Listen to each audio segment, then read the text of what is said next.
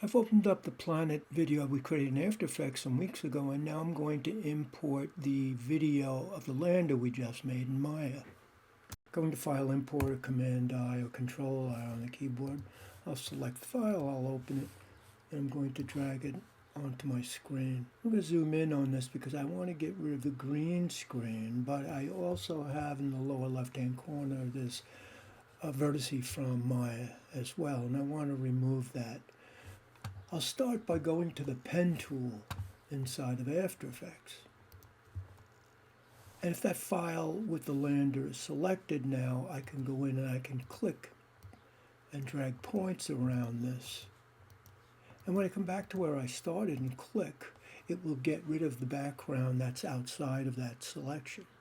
Now we have to get rid of the green, and we've done that in a previous class. I'm going to go to my Move tool, or hit V on the keyboard, and then I'm going to go to Effects, Keying, Key Light 1.2. We did this a number of times. I'll click on the eyedropper, and I'll click on the green, and I'll deselect, and I'll save. Now I want this to fly across the screen, but I also want it to be smaller. So I'm going to go down to the timeline, and with the lander file selected, I'll click and hold open the options until I see Transform.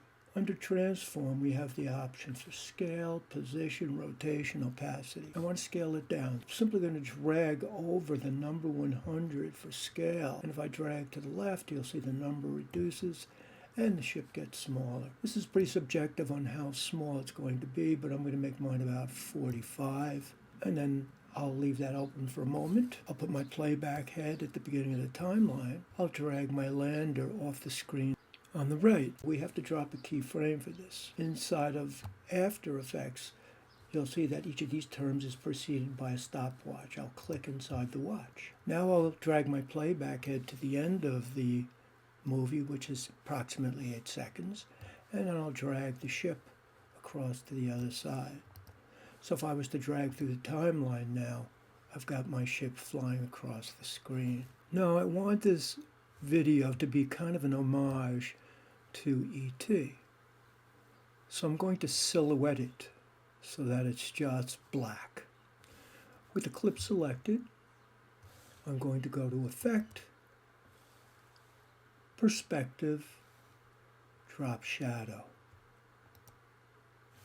On the left-hand side, you'll see the options for the drop shadow. I'll make the opacity 100%, and then I'll click on Shadow Only. And now we have just the silhouette of the ship flying through. All that is left now is to make the complete movie out of all these files. Going up to the top of the user interface, Composition, Add to Render Queue, and down below, the first thing I'll do is click on where it says Output To on the blue that I see here, and I'll give it a name, and I'll save it in a folder where I'm keeping all the other content. And then I'll click on Render in the right-hand corner.